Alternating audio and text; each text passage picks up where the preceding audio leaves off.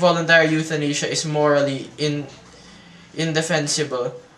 The focus of the current controversy that rages through our healthcare system is whether there is a moral difference between the active and passive voluntary euthanasia.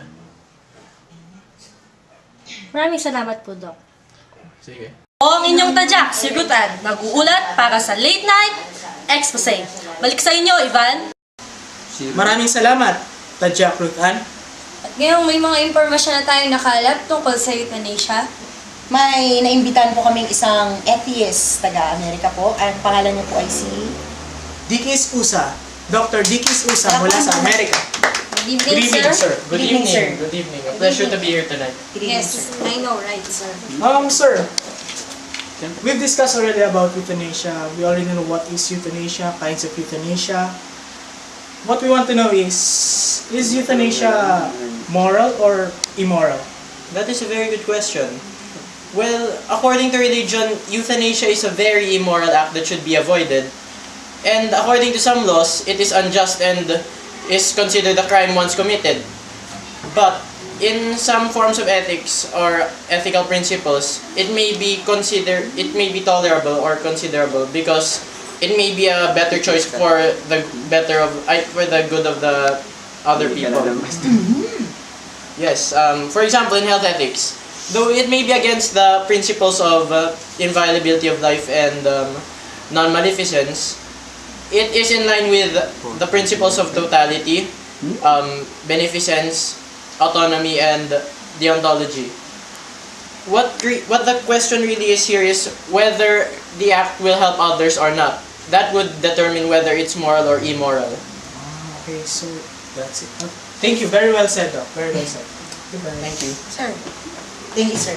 Take care. Bye-bye. At yun po ay narinig natin mismo nang galing kay Mr. Dikis Usa ang lahat ng pwede nating malaman tungkol sa euthanasia. At dito na po nagtatapos ang aming mga balita. At dito na po nagtatapos ang aming mga balita. At dito na po nagtatapos ang aming mga balita. Mga balitang nakalap. Mula sa mga nakalap na mga balita. Ako po muli, si Ivan Submarina. At ako po si Bernadette Sombrero. At ako po si Ted Taylon. Dito lamang sa The Late Night Expose. Magandang gabi po sa inyong lahat.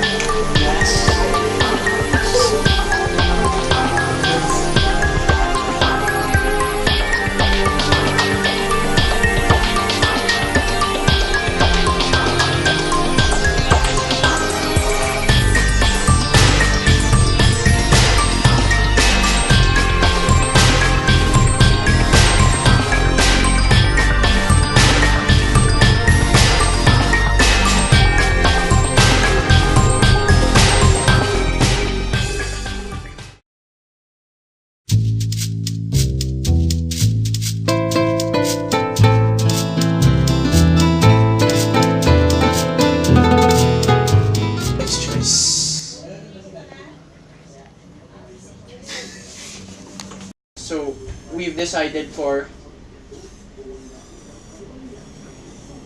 Ulit. If that is the case, it's still your wife's choice. If you want to see, hindi. If she upholds her decision, then if that is the case, Ako ba yun? Hindi! nag-record ka? Wait, natatawag kasi ako. Ano ang pangalan ko? Ruth! Si R1, si R2. Paano naman yung issue? Pa-actor.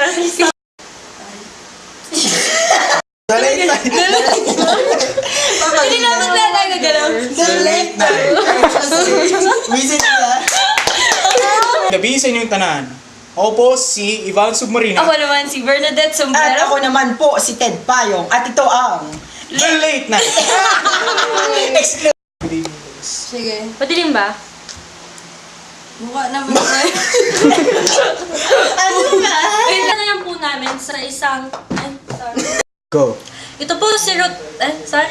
Go. Ito po ang inyong Go.